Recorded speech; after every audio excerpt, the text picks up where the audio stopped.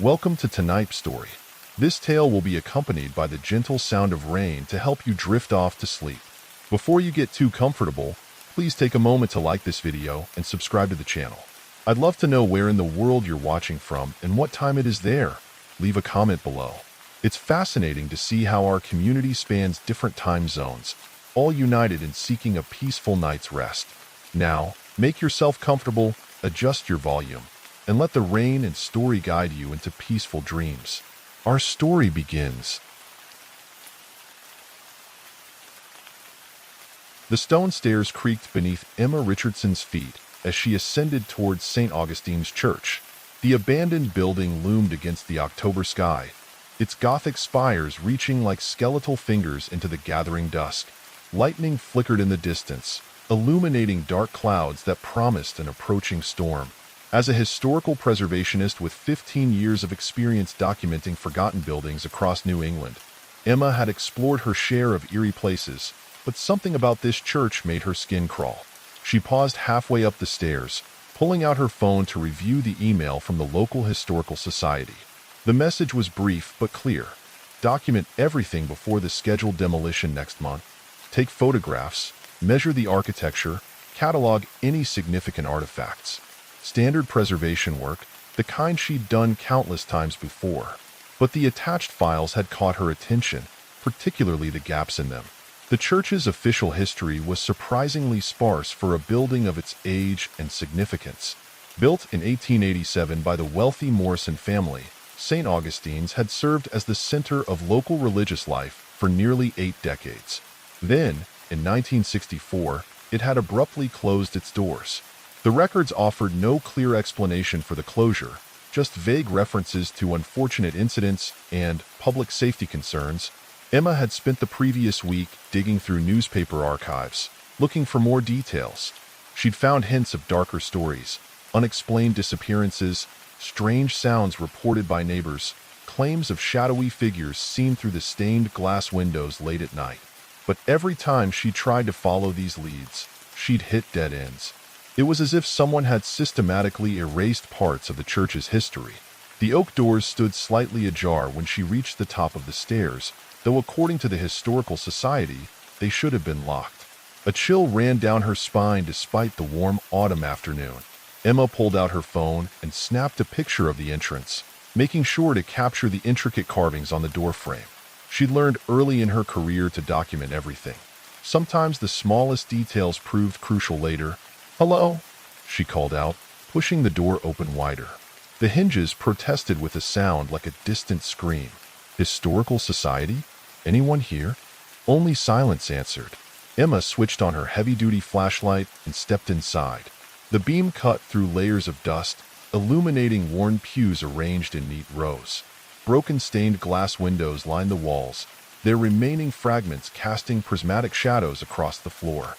The air felt thick and stagnant, carrying the musty scent of decay and something else, something metallic that reminded her of old pennies. Her footsteps echoed as she moved down the central aisle, the sound bouncing off the vaulted ceiling high above. The space felt wrong somehow, as if the dimensions didn't quite match what her eyes were telling her. Emma had worked in hundreds of churches, but she'd never experienced anything quite like this disorienting sensation. She stopped at the first row of pews and set down her equipment bag. The leather strap had been digging into her shoulder, laden with cameras, measuring tools, and her laptop. Standard procedure was to start with wide-angle shots of the interior, then work her way down to detailed photographs of specific features.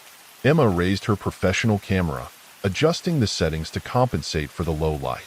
Through the viewfinder, she noticed something odd about the altar area. There appeared to be marks on the wooden floor nearby, too regular to be natural decay.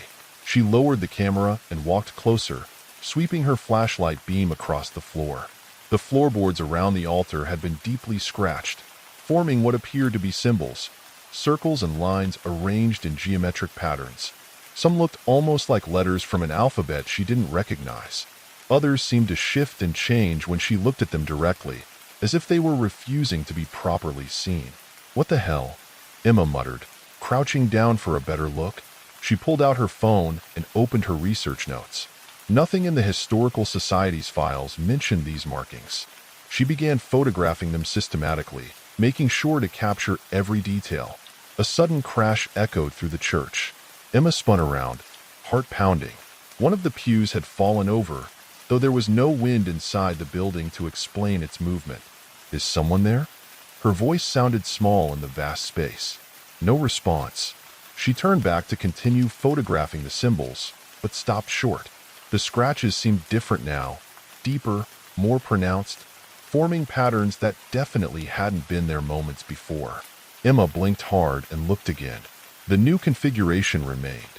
That's not possible, she whispered. She quickly snapped more photos, her hands shaking slightly. A whisper echoed from somewhere in the church, too faint to make out words but clearly human. Or at least, something trying to sound human. The temperature around her plummeted suddenly, and her breath came out in visible puffs despite the warm autumn day outside. Emma's professional curiosity warred with her mounting fear.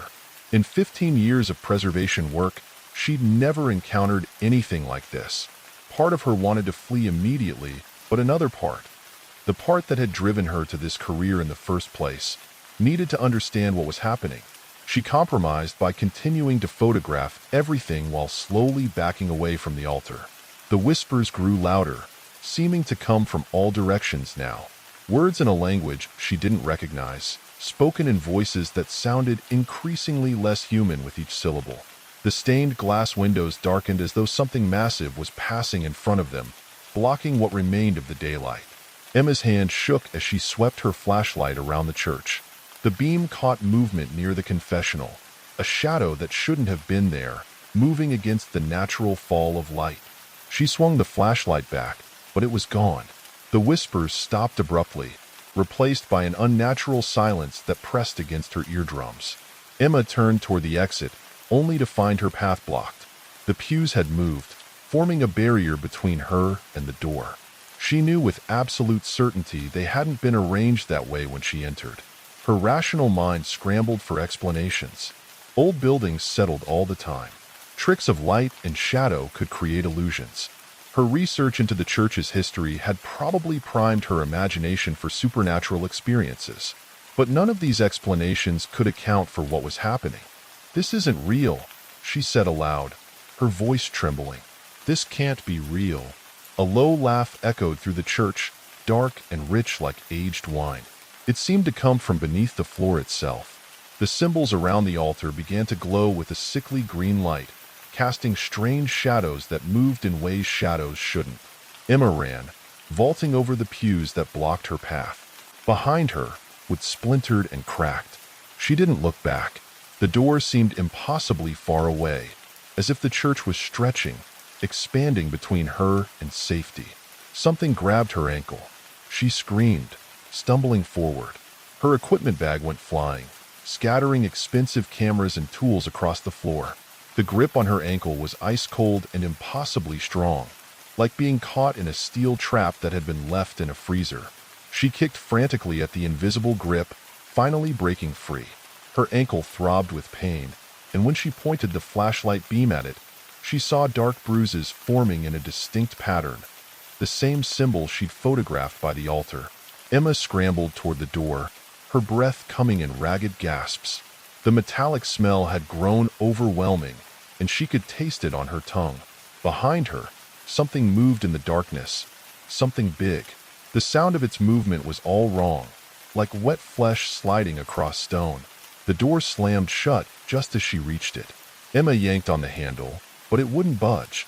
She spun around, pressing her back against the wood, and raised her flashlight. The beam caught something that made her brain stutter. The thing that stood in the church was only vaguely human-shaped, its form constantly shifting and flowing like smoke underwater. Where its face should have been, there were only swirling symbols identical to those by the altar. As she watched, frozen in horror, more shapes emerged from the shadows behind it, dark figures that seemed to be made of living darkness. "Your kind always returns," the first entity said in a voice like grinding stone. "Seeking knowledge, seeking truth. How fortunate. We've been waiting so long to expand our congregation." Emma's mind raced.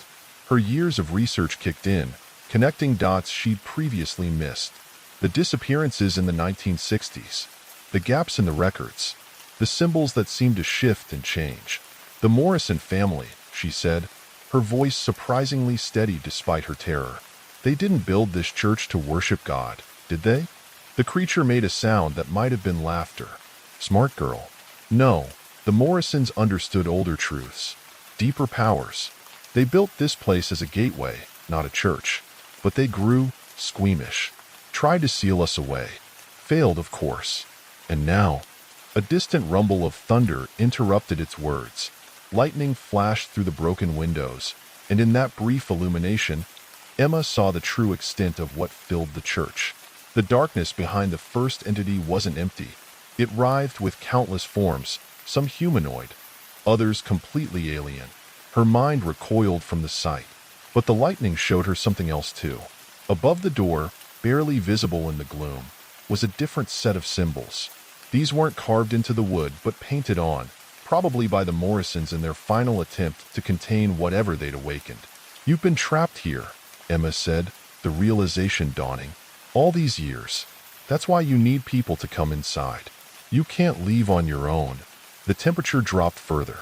Ice crystals formed on the nearby windows. "Clever," the entity hissed.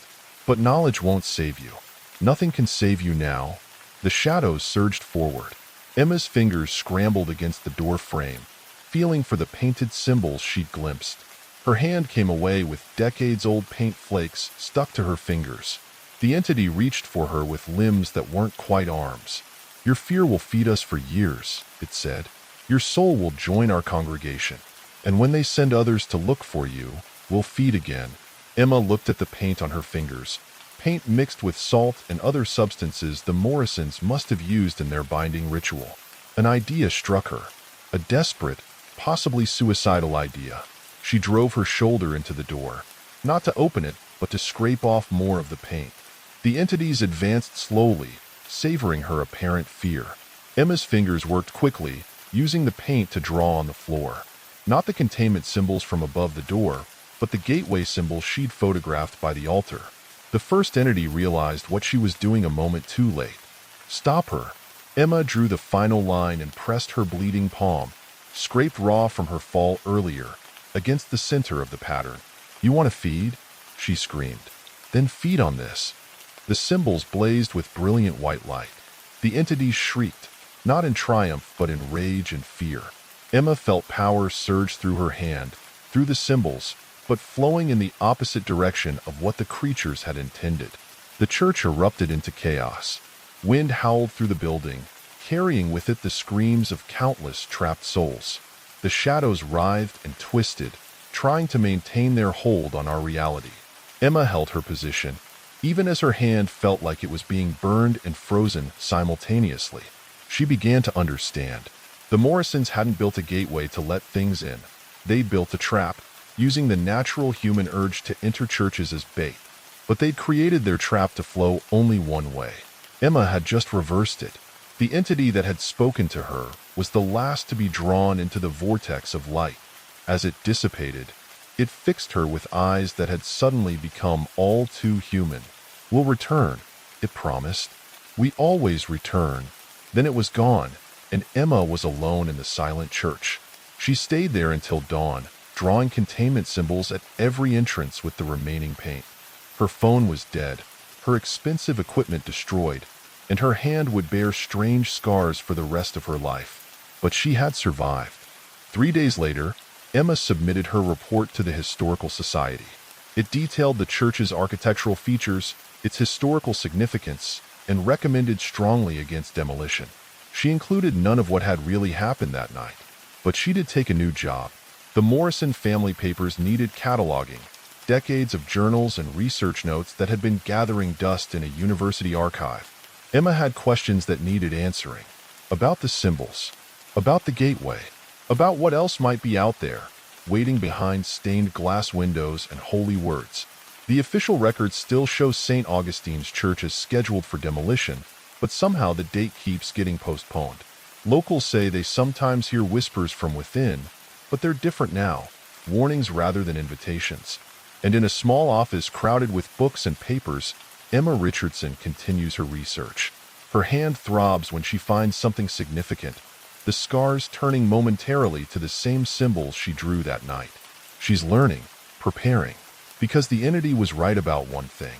They always return, but next time, she'll be ready. Marcus Chun checked his digital recorder for the third time as he made his way through Oakwood Cemetery's rusted iron gates. The October wind rattled dead leaves across worn headstones, creating whispers that seemed almost like words. As a paranormal podcaster, he'd visited dozens of supposedly haunted cemeteries, but something about Oakwood's reputation made this investigation different. Testing, he spoke into the recorder. October 23rd, 11:45 p.m. Beginning investigation of Oakwood Cemetery. He paused, adjusting his equipment back. Local records indicate over 30 reported cases of disembodied voices in the past year alone. Unlike typical EVP recordings, these voices reportedly respond directly to questions and have been heard by multiple witnesses simultaneously. The graveyard stretched before him, a maze of monuments and mausoleums disappearing into the fog. His research had revealed that Oakwood had been established in 1843, but its history went deeper. Native American burial grounds had occupied this land centuries before the first European settlers arrived. Some locals claimed this layered history of death had transformed the site into something beyond a simple cemetery. Marcus switched on his night vision camera and checked the battery level. Fully charged, though electronic equipment had a habit of failing during his investigations. He'd brought backups of everything, including old-fashioned tape recorders. 20 years of paranormal investigation had taught him to be prepared. The fog thickened as he walked deeper into the cemetery, muffling his footsteps and creating the unsettling impression that the world beyond the graves had ceased to exist. His thermal camera showed strange cold spots that seemed to move just at the edge of its range. Beginning EVP Session 1, he spoke into his recorder. Current temperature 48 degrees Fahrenheit, humidity 82%. Multiple cold spots detected. He cleared his throat. If there are any spirits present, please give us a sign. The wind died suddenly, leaving an unnatural silence. Marcus held his breath, listening intently. For several seconds, nothing happened. Then a child laughed. The sound came from somewhere to his left, clear as a bell and completely impossible. The cemetery had been locked for hours, and he'd obtained special permission to conduct his investigation alone. Marcus swung his camera toward the sound. Through the night vision display, he saw only rows of weathered headstones. But as he watched, the thermal camera picked up a heat signature where none should exist. A human-shaped warm spot standing between two graves. "Hello?" he called out, fighting to keep his voice steady. "Can you tell me your name? Why do you wake us?" The response came not from the direction of the heat signature, but from directly behind him. The voice was deep, masculine, and carried an accent he couldn't place. Marcus spun around, but again saw nothing. His digital recorder suddenly emitted a high-pitched squeal. When he checked it, the screen was filled with static. The temperature around him plummeted, his breath visible in the autumn air. "I'm here to document," he said, addressing the darkness. "To help tell your stories." Laughter erupted from multiple directions. Men, women, children, all laughing at once. The sound had an edge to it that made Marcus's skin crawl. These weren't the friendly chuckles of amused spirits. There was something hungry in those laughs. Stories. This voice was female, seemingly coming from the ground itself. "Oh, we have stories. So many stories. Would you like to hear them all at once?" The voices began to speak simultaneously, hundreds of them overlapping into a cacophony of whispered tales. Marcus could catch fragments. Deaths and murders, secrets taken to graves, betrayals, and ancient rituals. His recording equipment screamed with feedback.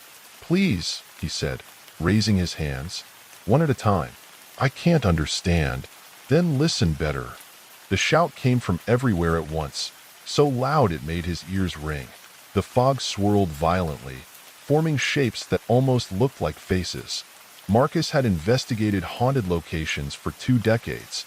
He'd heard EVPs, seen apparitions, even experienced physical contact from unseen entities. But nothing in his experience had prepared him for this direct, overwhelming communication. His thermal camera's display showed the temperature continuing to drop rapidly. 45 degrees, 40, 35, reaching temperatures that shouldn't have been possible on an autumn night. The heat signatures were multiplying, surrounding him in a circle of warm spots that his eyes insisted weren't there. "You want stories?" the first voice asked, closer now. "Let us tell you about the witch." "No," another voice interrupted. "Tell him about the children, the war dead." A third voice insisted. "Tell him how we died screaming." "The ritual," many voices said at once. "Tell him about the ritual." Marcus's cameras began to malfunction, their displays showing impossible images, faces emerging from the ground, hands reaching through headstones, figures dancing in the fog. But he could see these things even when he lowered the cameras, and he knew with growing horror that he was witnessing something far beyond standard paranormal activity. The voices grew louder, more insistent, each demanding to be heard. They pressed in around him, no longer coming from specific directions, but seeming to emanate from the air itself. The fog thickened until he could barely see the graves around him. "Wait," he said, trying to maintain some control of the situation. "Please, one story at a time. Let me understand." The voices fell silent for a moment. Then the female voice spoke again, closer than ever. "Very well. We'll tell you one story. The oldest story. The one about what really lies beneath Oakwood." The fog parted slightly, revealing a path between the graves. And despite every instinct screaming at him to run, Marcus found himself following it deeper into the cemetery.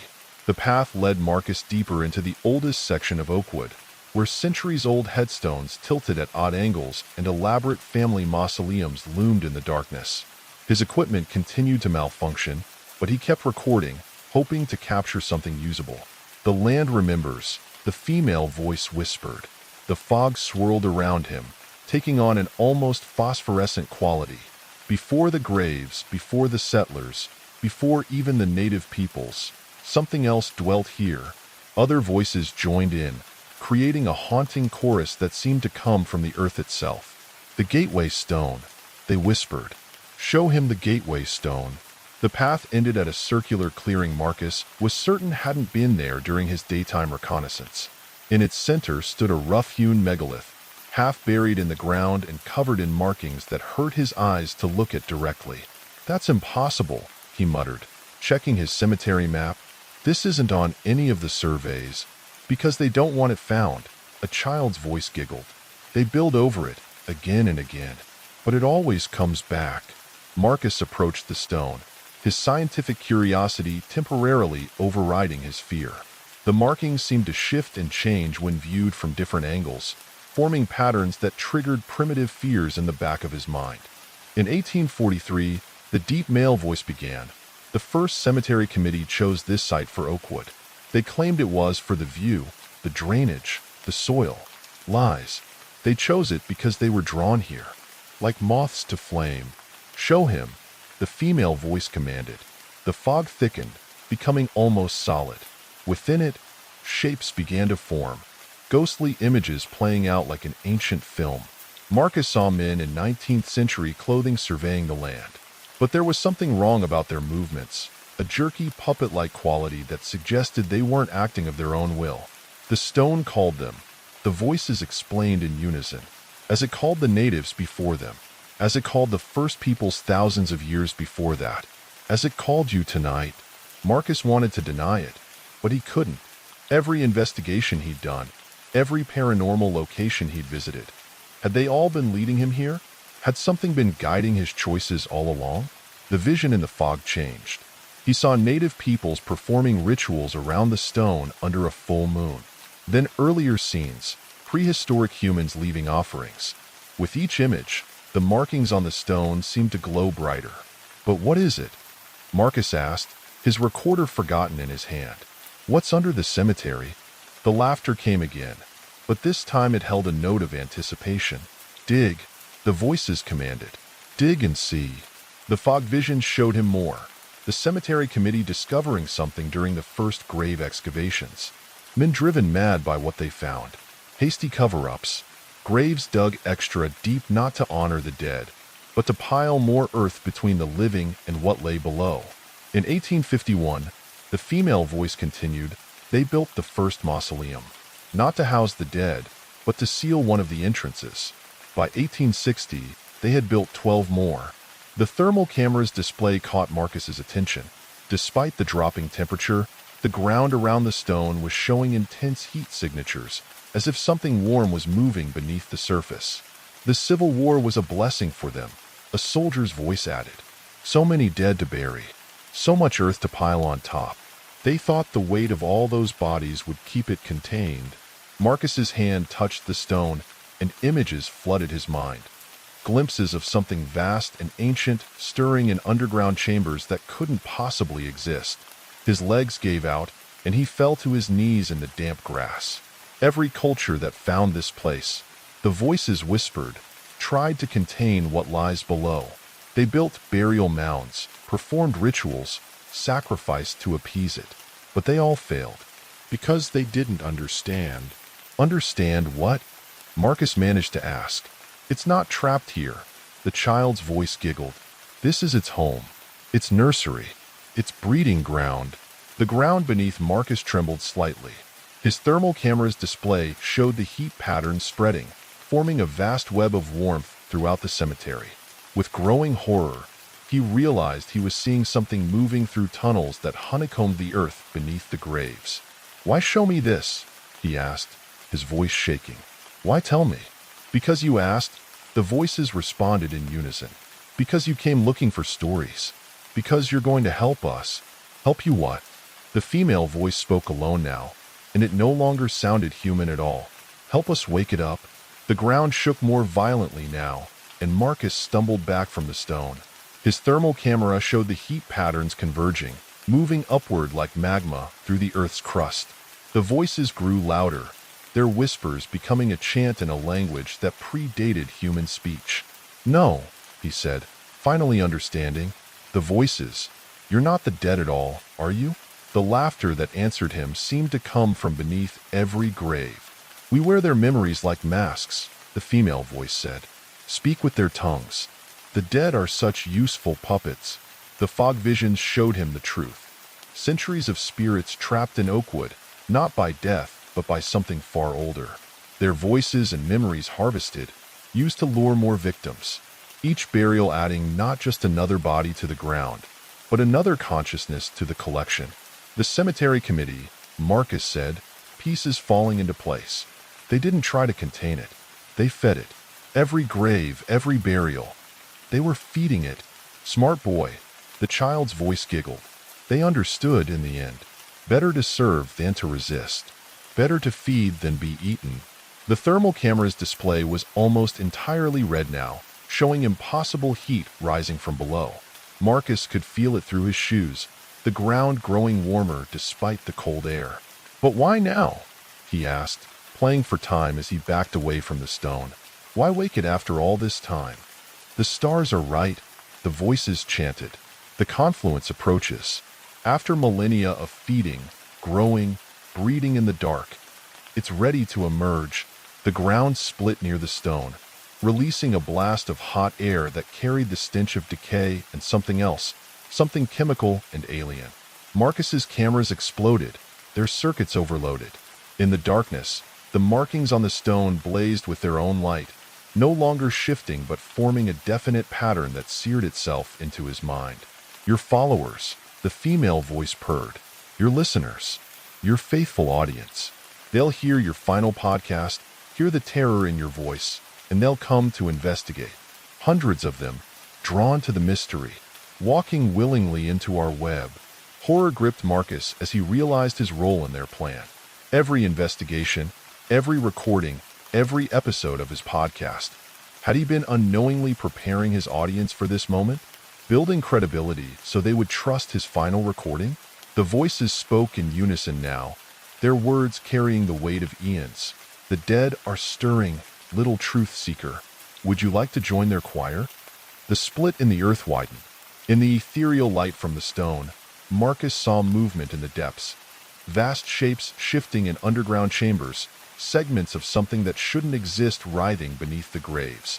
The true occupant of Oakwood was awakening. He turned to run, but the ground beneath his feet had grown soft, pulsing like living tissue. The headstones around him began to sink, revealing the truth about what really lay beneath their carved facades. "Your equipment is still recording," the voices reminded him. "Your death will draw them here. Your terror will feed us. Your voice will join our chorus." Marcus fought against the pulling earth, but it was like quicksand now, drawing him downward. The fog closed in, thick enough to choke on. Within it, he saw faces, thousands of faces, all those trapped in this place across the centuries. In 1843, the deep male voice began. The first cemetery committee chose this site for Oakwood. They claimed it was for the view, the drainage, the soil. Lies. They chose it because they were drawn here, like moths to flame. "Show him," the female voice commanded. The fog thickened, becoming almost solid. Within it, shapes began to form, ghostly images playing out like an ancient film. Marcus saw men in 19th century clothing surveying the land. But there was something wrong about their movements, a jerky, puppet-like quality that suggested they weren't acting of their own will. The stone called them. The voices explained in unison, as it called the natives before them, as it called the first peoples thousands of years before that, as it called you tonight. Marcus wanted to deny it, but he couldn't. Every investigation he'd done, every paranormal location he'd visited, had they all been leading him here? Had something been guiding his choices all along? The vision in the fog changed. He saw native peoples performing rituals around the stone under a full moon. Then earlier scenes, prehistoric humans leaving offerings. With each image, the markings on the stone seemed to glow brighter. "But what is it?" Marcus asked, his recorder forgotten in his hand. "What's under the cemetery?" The laughter came again, but this time it held a note of anticipation. "Dig," the voices commanded. "Dig and see." The fog vision showed him more. The cemetery committee discovering something during the first grave excavations. Men driven mad by what they found. Hasty cover-ups. Graves dug extra deep not to honor the dead, but to pile more earth between the living and what lay below. In 1851, the female voice continued, they built the first mausoleum. Not to house the dead, but to seal one of the entrances. By 1860, they had built 12 more. The thermal camera's display caught Marcus's attention. Despite the dropping temperature, the ground around the stone was showing intense heat signatures, as if something warm was moving beneath the surface. The Civil War was a blessing for them, a soldier's voice added. So many dead to bury, so much earth to pile on top. They thought the weight of all those bodies would keep it contained. Marcus's hand touched the stone, and images flooded his mind. Glimpses of something vast and ancient stirring in underground chambers that couldn't possibly exist. His legs gave out, and he fell to his knees in the damp grass. Every culture that found this place, the voices whispered, tried to contain what lies below. They built burial mounds, performed rituals, sacrificed to appease it. But they all failed, because they didn't understand. Understand what? Marcus managed to ask. "It's not trapped here," the child's voice giggled. "This is its home, its nursery, its breeding ground." The ground beneath Marcus trembled slightly. His thermal camera's display showed the heat patterns spreading, forming a vast web of warmth throughout the cemetery. With growing horror, he realized he was seeing something moving through tunnels that honeycombed the earth beneath the graves. "Why show me this?" he asked, his voice shaking. "Why tell me?" "Because you asked," the voices responded in unison. "Because you came looking for stories. Because you're going to help us." "Help you what?" The female voice spoke alone now, and it no longer sounded human at all. "Help us wake it up." The ground shook more violently now, and Marcus stumbled back from the stone. His thermal camera showed the heat patterns converging, moving upward like magma through the Earth's crust. The voices grew louder, their whispers becoming a chant in a language that predated human speech. "No," he said, finally understanding. "The voices. You're not the dead at all, are you?" The laughter that answered him seemed to come from beneath every grave. "We wear their memories like masks," the female voice said. "Speak with their tongues. The dead are such useful puppets." The fog visions showed him the truth. Centuries of spirits trapped in Oakwood, not by death, but by something far older. Their voices and memories harvested, used to lure more victims. Each burial adding not just another body to the ground, but another consciousness to the collection. The cemetery committee, Marcus said, pieces falling into place. They didn't try to contain it. They fed it.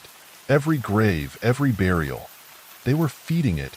"Smart boy," the child's voice giggled. They understood in the end. Better to serve than to resist. Better to feed than be eaten. The thermal camera's display was almost entirely red now, showing impossible heat rising from below.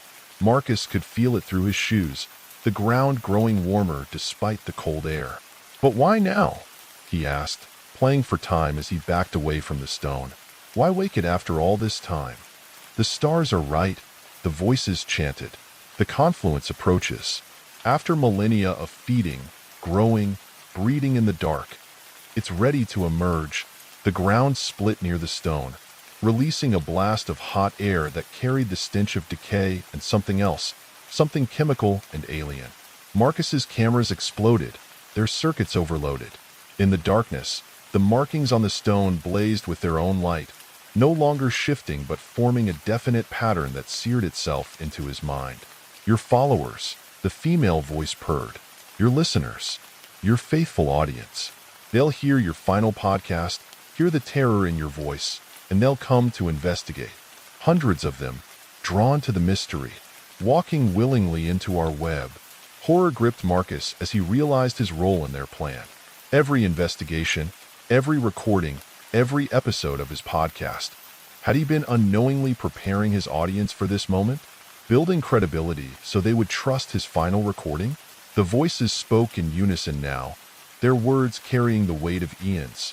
"The dead are stirring, little truth seeker. Would you like to join their choir?" The split in the earth widened. In the ethereal light from the stone, Marcus saw movement in the depths. Vast shapes shifting in underground chambers, segments of something that shouldn't exist writhing beneath the graves. The true occupant of Oakwood was awakening. He turned to run, but the ground beneath his feet had grown soft, pulsing like living tissue.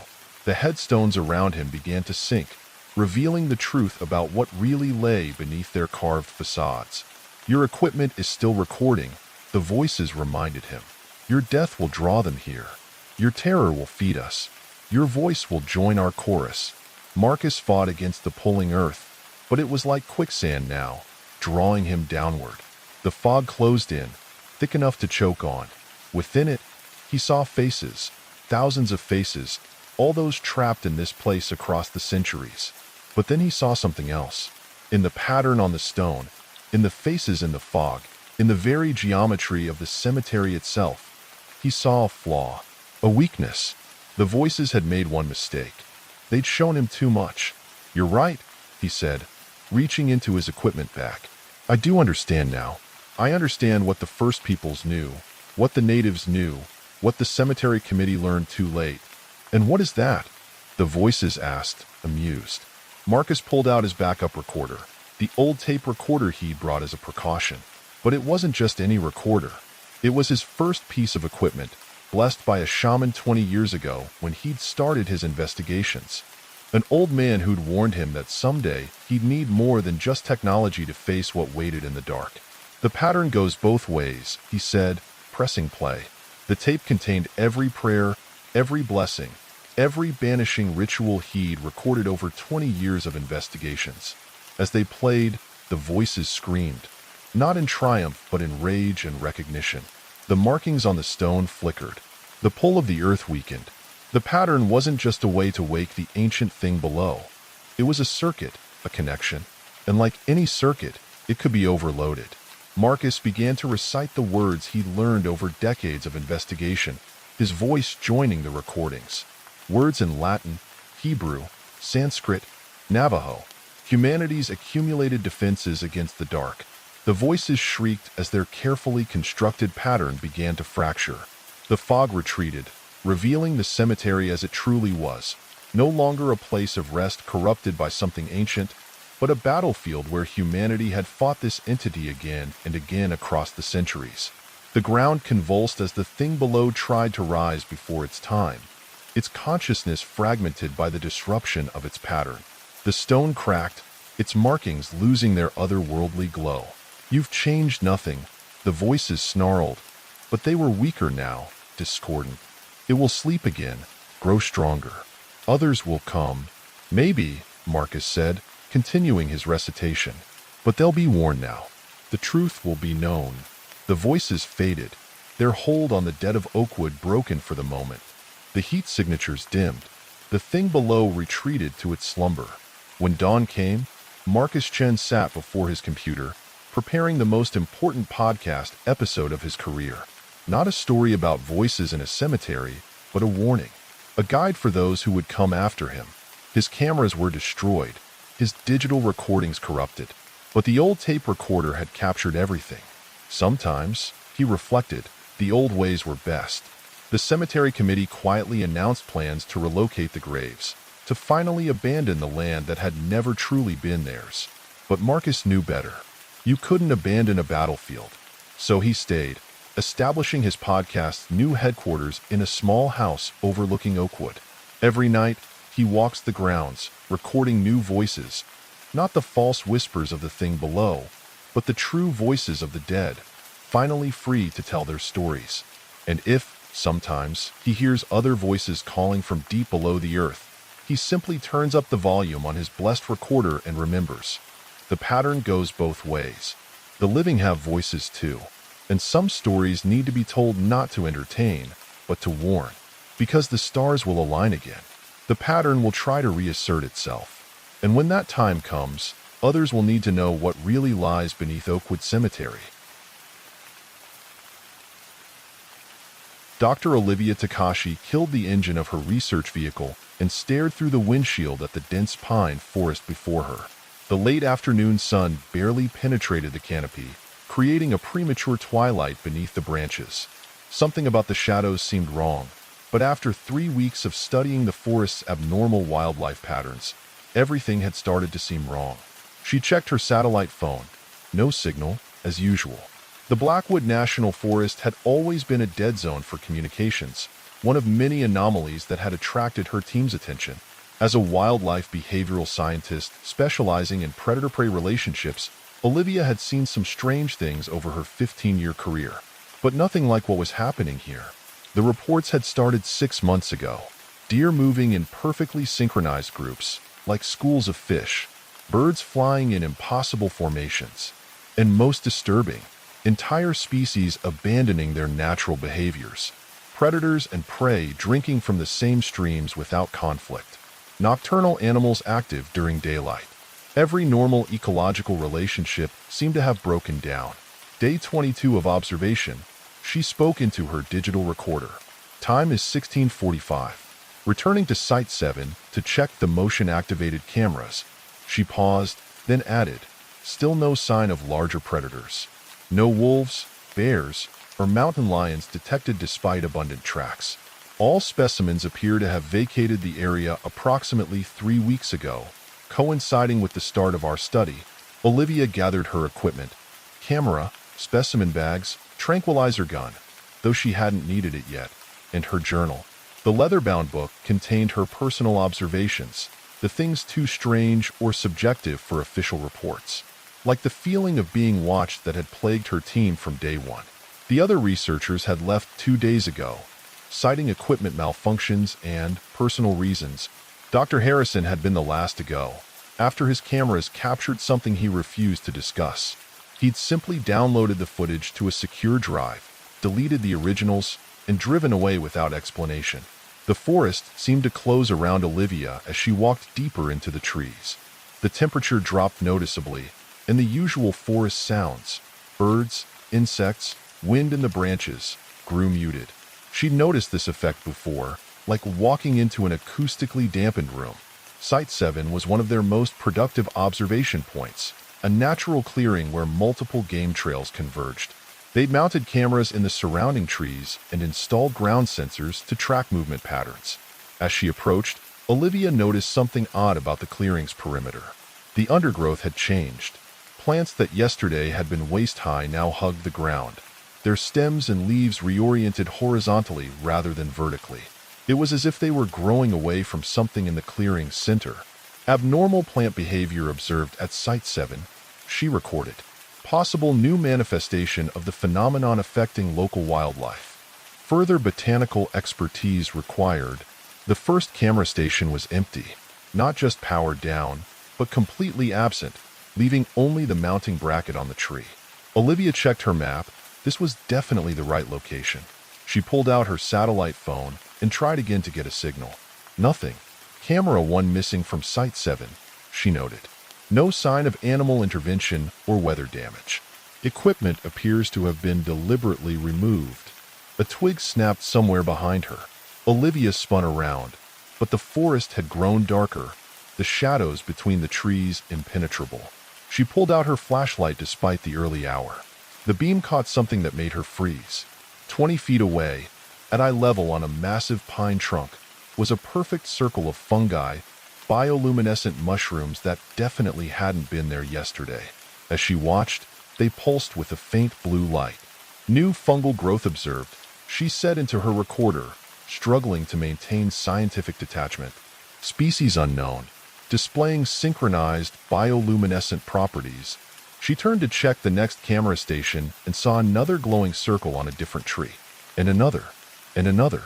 They formed a pattern through the forest, each ring pulsing in sequence, leading deeper into the darkness.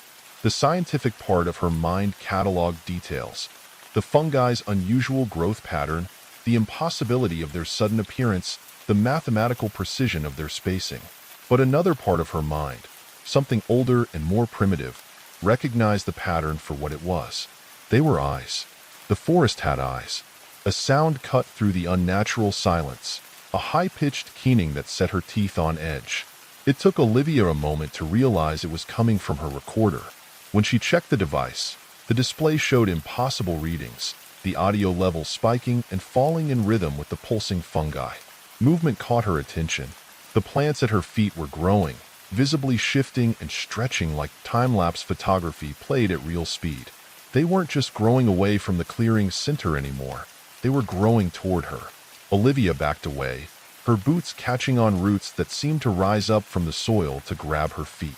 The fungal eyes pulsed faster now, their glow intensifying. In their light, she saw other changes happening around her. The tree bark was shifting, patterns emerging and submerging like waves on water. The very texture of reality seemed to ripple, as if the forest was shedding one form and revealing another underneath. Dr. Takashi observing extreme environmental changes, she spoke into her recorder, her scientific training warring with rising panic. Possible mass hallucination or environmental toxin exposure. Even as she said it, she knew it wasn't true. This was something else, something worse. A new sound emerged from the darkness, a rhythmic clicking that reminded her of insect mandibles, but far too loud. It came from all directions at once, growing louder as the fungal eyes pulsed faster. Her phone chirped, suddenly showing full signal. A text appeared, "Get out now," from Dr. Harrison's number. Below it was a video file labeled Camera 1 Recording. Do not watch. The clicking grew louder. The plants moved faster, their growth now visible even in the deepening darkness. And throughout the forest, countless luminous eyes pulsed in patterns that spoke of intelligence and hunger. Olivia had come to study the forest's aberrant wildlife behavior. Now she understood. The animals hadn't been acting strangely. They had been fleeing. With trembling fingers, Olivia opened the video file. The footage was dark, time-stamped from 3 days ago. It showed the clearing at night, illuminated by infrared light. For several minutes, nothing moved. Then the trees began to breathe. There was no other way to describe it. The trunks expanded and contracted like gigantic lungs. The branches swayed without wind, and in the infrared spectrum, the entire forest glowed with heat patterns that suggested circulation, as if she were looking at the cardiovascular system of some vast organism. The video's audio track captured Dr. Harrison's increasingly panicked breathing as he documented the phenomenon. Temperature fluctuations consistent with metabolic processes, his voice whispered. Coherent movement suggesting central nervous system activity. This isn't a forest. It's an... The footage cut off abruptly. The clicking sound grew closer, accompanied now by a deep vibration that Olivia could feel in her bones. She swept her flashlight through the darkness, revealing more changes. The forest floor had become something like skin, with patterns that shifted and flowed beneath the surface. The trees weren't just breathing anymore. They were moving, their trunks twisting like muscle fibers. "This isn't possible," she whispered, her recorder forgotten in her hand. But 15 years of scientific training kicked in, forcing her to observe, to analyze. The fungal eyes weren't individual organisms. They were sensory organs, part of something much larger. The shifting ground wasn't soil anymore, but living tissue. And the clicking. A memory surfaced from her graduate studies. Paper wasps building nests, their mandibles working in perfect synchronization. But this clicking came from something far larger, and it was getting closer. Her phone chirped again. Another message from Harrison. "Don't try to run. They can sense movement. Video shows how to get out." Olivia frowned. The video had cut off before showing any escape. Unless... She replayed it, this time watching the background instead of the breathing trees. There, a pattern in the infrared readings. The heat signatures pulsed in a specific sequence, like a code or a rhythm. She breathed. "It's looking for a rhythm." The forest floor rippled around her feet. The fungal eyes pulsed faster, their light now bright enough to cast shadows. In those shadows, she saw things moving, shapes that belonged in deep oceans or alien worlds, not a terrestrial forest.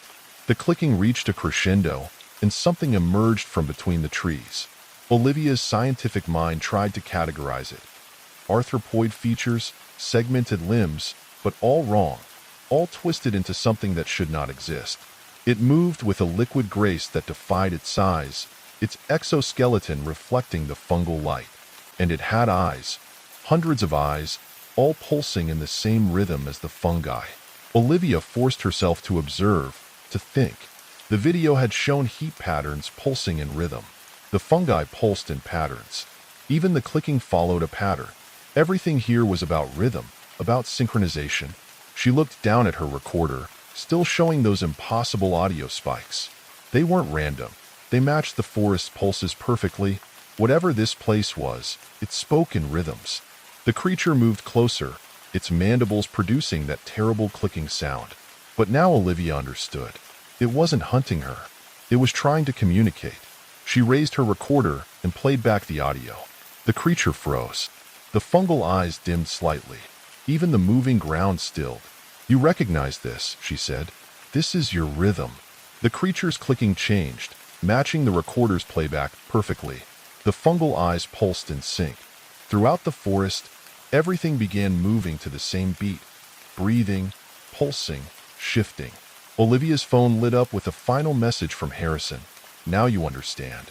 Join or run. No other choices." The creature extended one massive limb toward her. In the fungal light, she saw that what she'd taken for an exoskeleton was actually a complex pattern of bioluminescent markings, telling a story she was only beginning to comprehend. She had come to study unusual animal behavior. Instead, she'd found something that redefined her entire understanding of life itself. The real question wasn't what had happened to this forest. The question was, had it always been like this, and humanity had simply failed to notice? Or was this something new? Something growing, spreading, transforming the world one rhythm at a time? The creature's extended limb pulsed with bioluminescent patterns, telling stories in light and rhythm. Olivia saw images form in her mind. Vast underground networks connecting entire continents, ancient awareness sleeping beneath the world's forests, and something new awakening. Evolution taking a sharp turn into territory humanity had never imagined. "You're showing me your history," she whispered, her scientific mind racing to process the implications. "You're not just a forest. You're a colony, a superorganism." The clicking changed pitch, becoming almost melodic. Other creatures emerged from the darkness, each bearing different patterns of bioluminescence.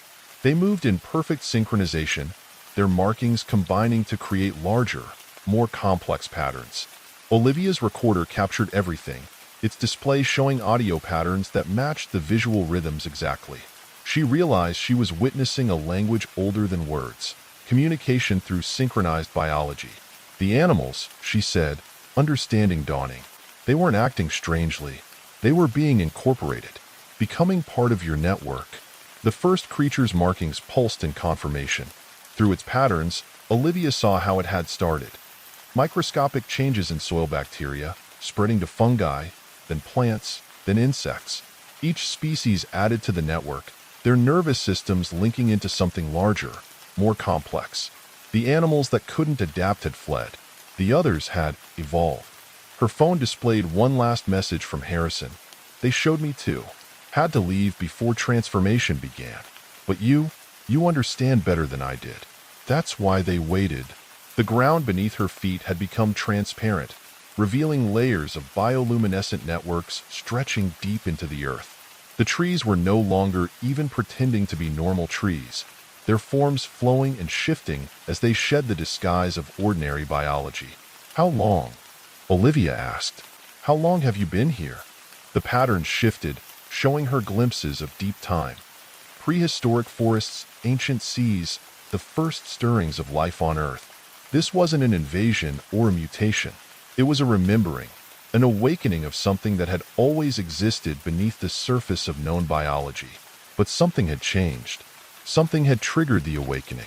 The creatures moved in concert, their patterns forming a massive display that showed her humanity's unwitting role.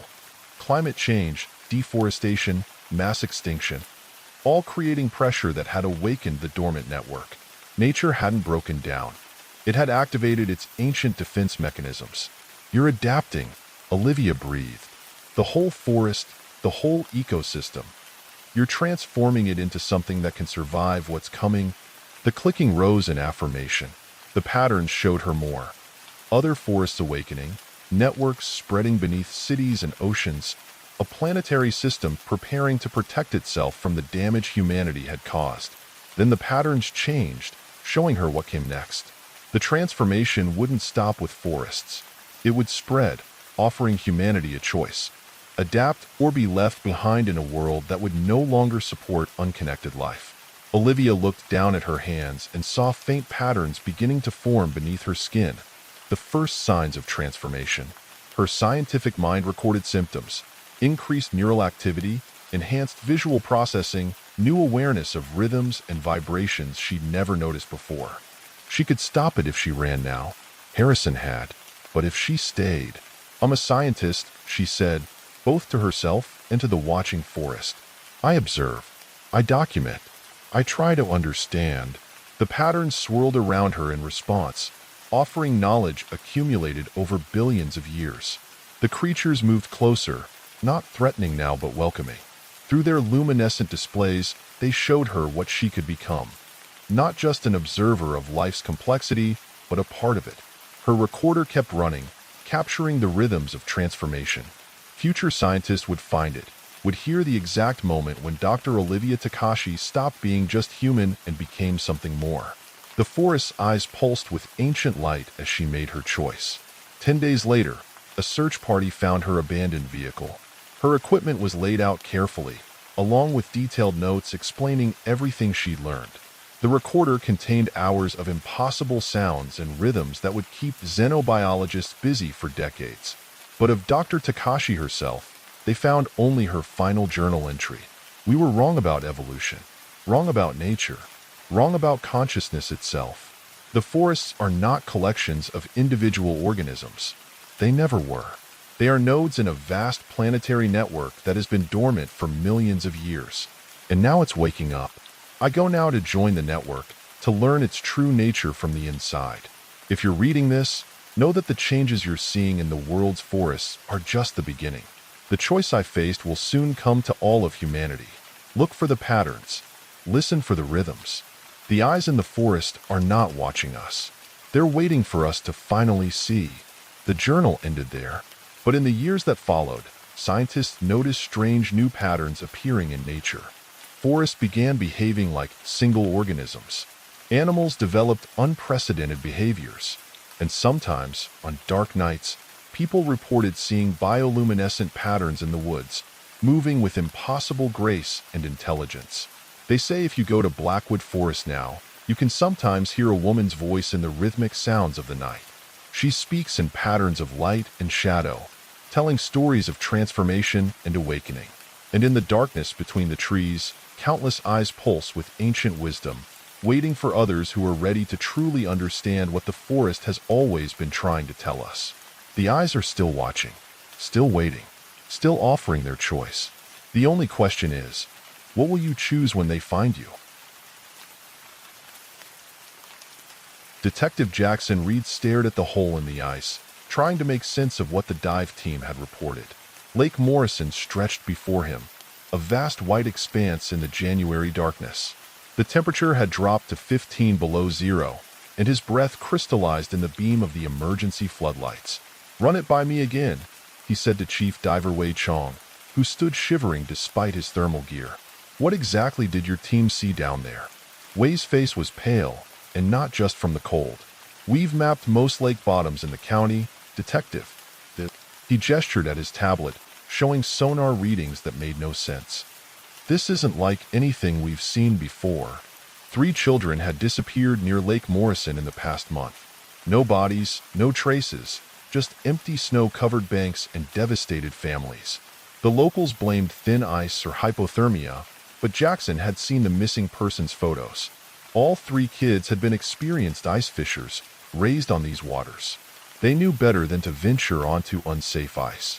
"The structure," Wei continued, pointing at the sonar image.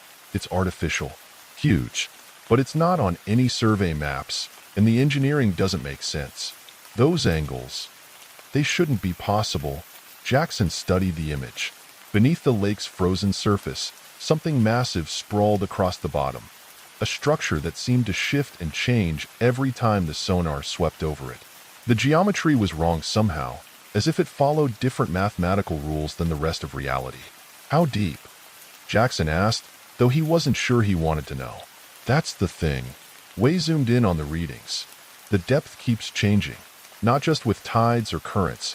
We're seeing variations of hundreds of feet in minutes. It's like the bottom of the lake is breathing." A crack echoed across the ice, making both men jump. One of the floodlights flickered, its beam catching something dark moving beneath the translucent surface. "Tell me about the noise your team heard," Jackson said, remembering the disturbing note in the preliminary report. Wei's hands shook slightly as he pulled up an audio file on his tablet. "We thought it was equipment interference at first, but it was everywhere down there, coming from the structure itself." He pressed play. At first, Jackson heard only the usual underwater sounds: currents, shifting ice, the hum of diving equipment. Then something else emerged, a deep, rhythmic pulsing that made his teeth ache. It wasn't mechanical or natural. It sounded almost like a heartbeat, he muttered. "But that's impossible." "There's more," Wei said. "We found this near the structure." He handed Jackson an evidence bag containing what looked like a chunk of dark stone. "Lab says it's not stone at all. It's organic, and it's changing." Jackson examined the sample. The surface seemed to ripple slightly, despite being completely solid. Strange patterns moved beneath its surface, like blood vessels pulsing beneath skin. His phone buzzed, a text from his partner, Detective Maya Santos.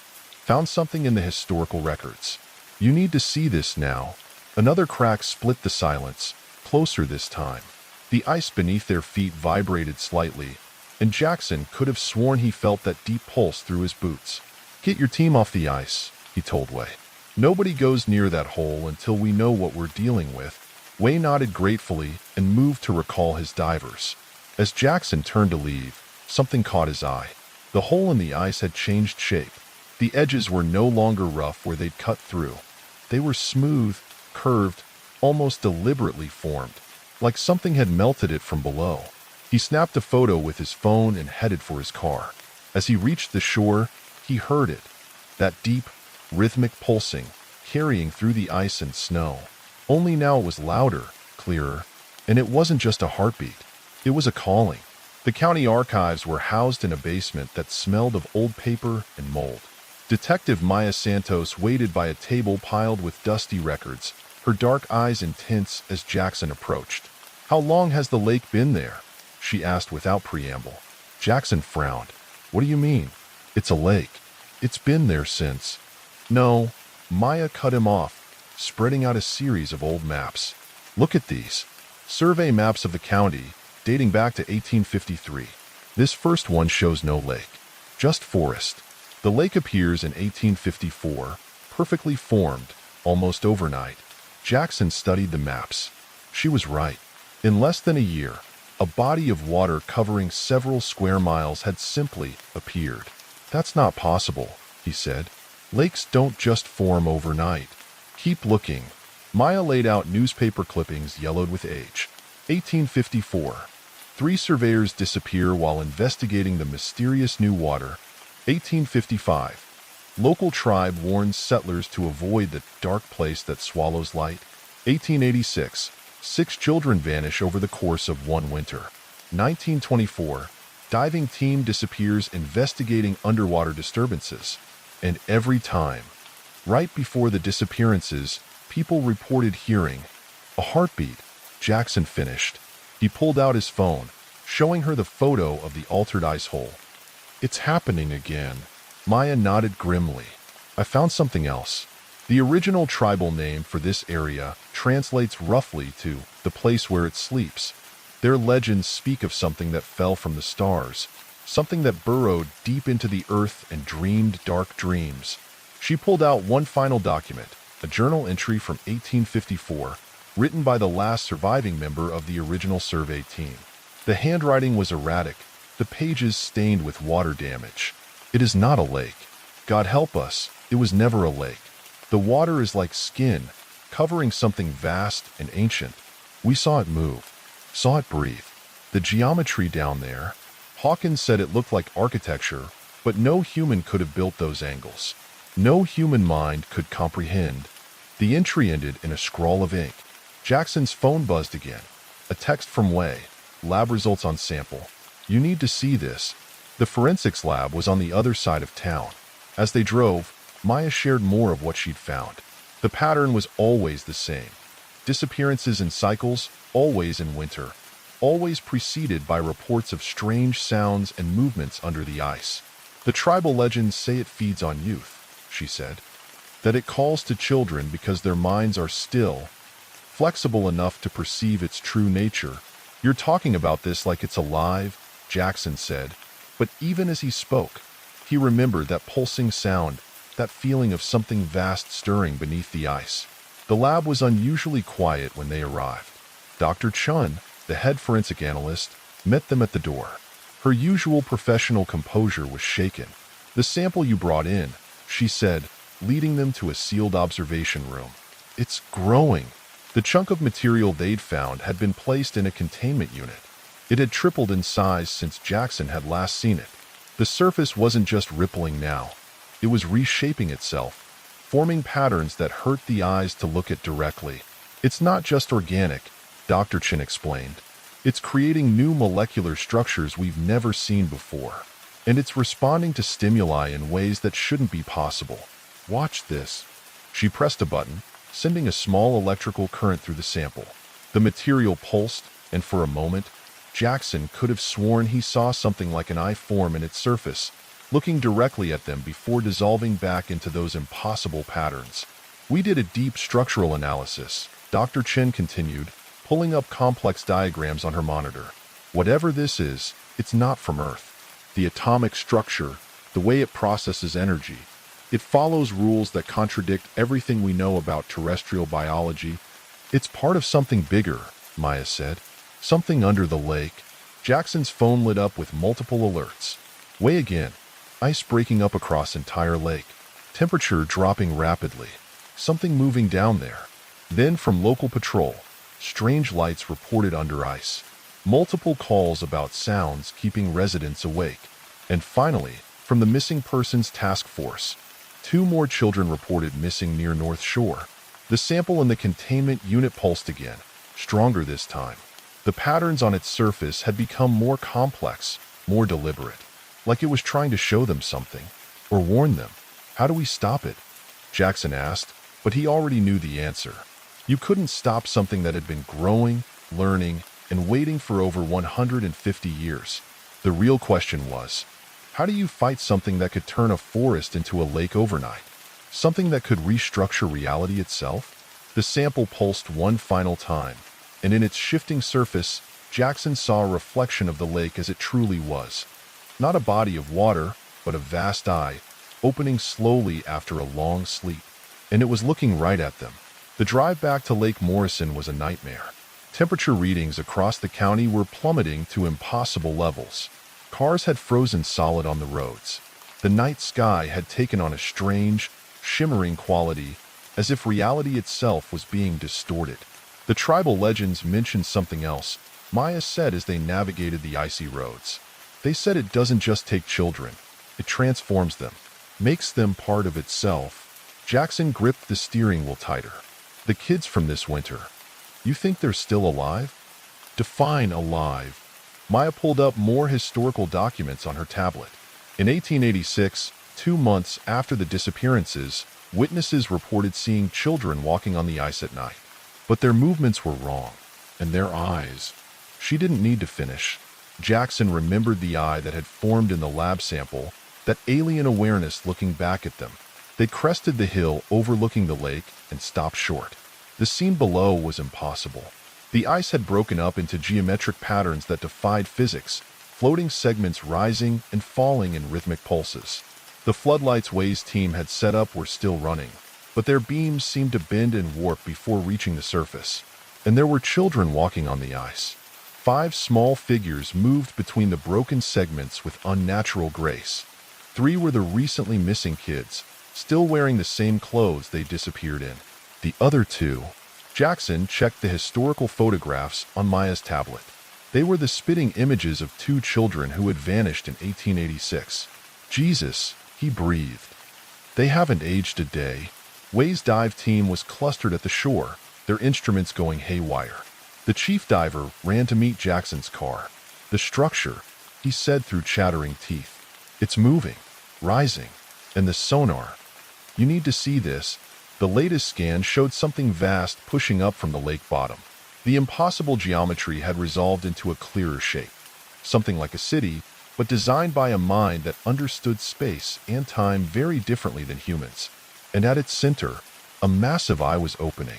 The children, Maya said suddenly, they're not just walking. They're mapping points on the ice, creating some kind of pattern. She was right. The 5 figures were moving with purpose, stopping at specific points. Where they touched the ice, strange symbols appeared, glowing with an inner light that hurt to look at. Jackson's phone rang. Dr. Chun from the lab.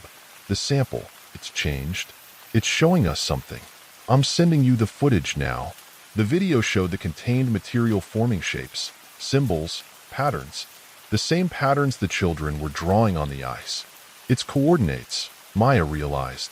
No, not just coordinates.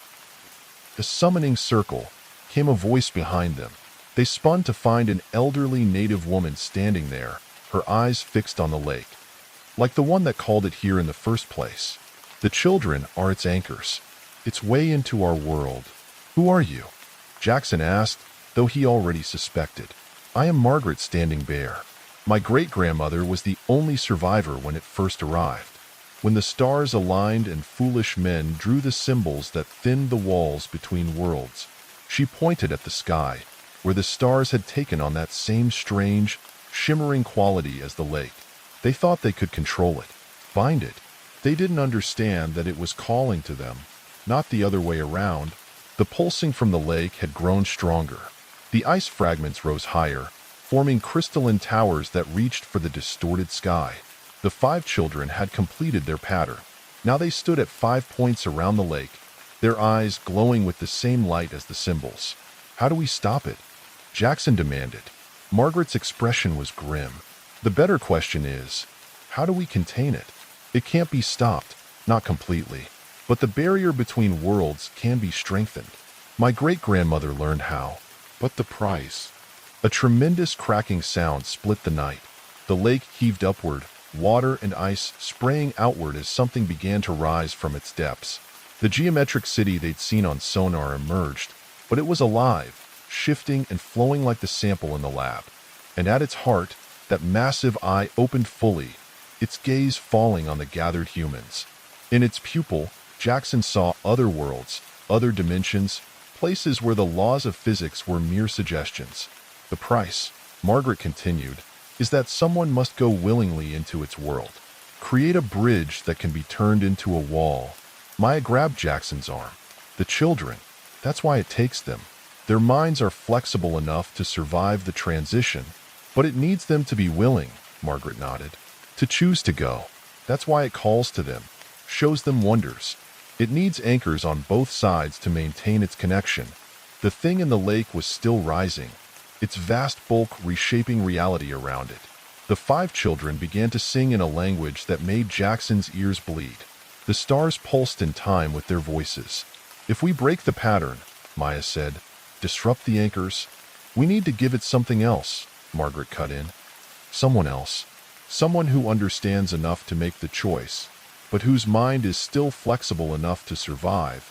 She looked meaningfully at Jackson, and suddenly he understood why he'd been drawn to this case, why the sound of that alien heartbeat had seemed almost familiar.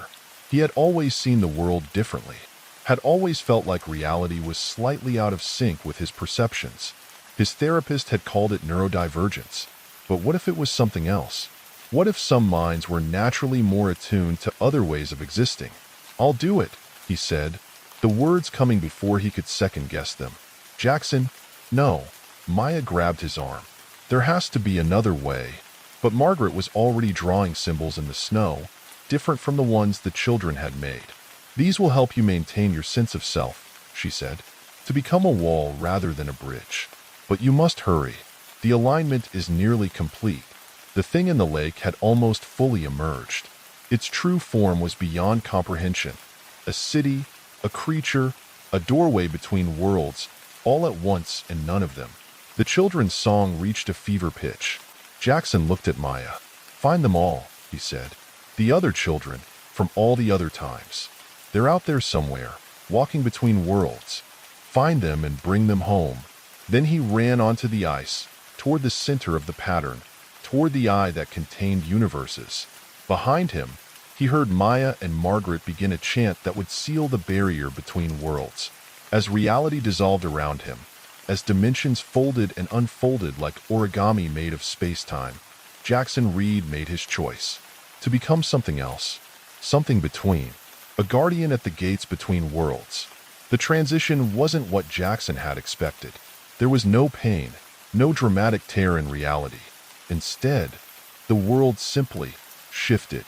Colors became sounds. Time became a direction he could walk in. His consciousness expanded to perceive dimensions that had always been there, just outside human perception.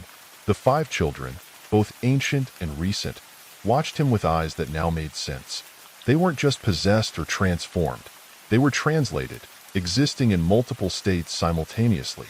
Through his new awareness, Jackson could see the threads connecting them to their original forms, to their families, to the entity that had changed them. You understand now, they spoke in unison, their voices rippling through spectrums of reality. Why we stayed, why we helped. It's beautiful here. And it was. The geometric city that had risen from the lake was a work of art in dimensions humans couldn't comprehend. What had seemed alien and terrifying from a 3-dimensional perspective was actually an elegant solution to existing in multiple planes of reality simultaneously. But Jackson remembered Margaret's symbols, remembered his purpose. He wasn't here to appreciate the beauty. He was here to build a wall. The massive eye turned its attention fully on him. Now you see, it communicated, not in words but in pure concept. We have waited for one like you, one who could choose understanding over fear. The children, Jackson said, his voice strange in this space where sound was merely optional. You have to let them go. They chose to stay. They're children. They don't understand the choice they're making. Images flooded his expanded consciousness. The entity's arrival eons ago, its long sleep, its gradual awakening as human development changed the energies of the earth. It hadn't meant to harm anyone. It simply existed in ways that human reality couldn't process. The children, with their flexible minds, were the only ones who could perceive it without going mad. But Jackson could see the whole truth now. The entity was lonely, stranded in a dimension it wasn't meant to inhabit, reaching out to the only beings who could comprehend even a fraction of its existence. Above them, or perhaps beside them, directions being relative here. The stars pulsed in their impossible alignment. Jackson could feel Margaret and Maya's ritual taking effect, feel the barriers between worlds beginning to solidify. He made his final offer. Let them go, and I'll stay. Not as a bridge, but as a guardian. Someone who understands both sides. Someone who can translate between your reality and ours. The entity's consideration rippled through multiple dimensions. You would sacrifice your existence for theirs? Not sacrifice. Transform. Change. Become something new. Isn't that what you've been trying to do all along? The eye studied him for what might have been moments or centuries. Time had become a suggestion rather than a rule. Finally, it responded. Acceptable. The change began immediately. Jackson felt his consciousness expand further, taking on aspects of the entity's awareness while maintaining his human perspective. He became a hybrid, not quite human, not quite other, but something in between. The children's forms shimmered, their extra-dimensional aspects gently disconnecting. One by one, they returned to purely human form, memories of their time in between dimensions fading to dreams. On the shore, Maya watched in amazement as 5 children appeared on the ice. 3 from this year, 2 from 1886, all now their proper ages. They were dazed but unharmed, their eyes once again human. The geometric city began to sink back into the lake, but differently now. Instead of a sleeping entity, it was becoming a properly anchored gateway with Jackson as its guardian. The ice reformed, but with subtle patterns visible to those who knew how to look. Patterns that would warn instead of lure. Margaret nodded in satisfaction as she completed the ritual. He found a better way, she said. Not a wall, but a properly managed door. Maya helped the confused children off the ice, watching as the lake settled into its new configuration. Will we see him again? Sometimes, Margaret said. In dreams, in reflections. He'll make sure no one else wanders unknowingly through the gates between worlds. And perhaps, in time, he'll help us understand our universe's other residents in ways we never could before. The stars settled back into their normal patterns. The temperature began to rise to seasonal norms. To most observers, Lake Morrison would appear unchanged. But sometimes, if you know when and how to look, you might see a figure walking on the winter ice. His form shifts between human and other, and his eyes reflect universes. He stands guard at the boundary between realities, maintaining the balance between the world of humans and the vast, strange entities that live just next door in dimensions we can barely imagine.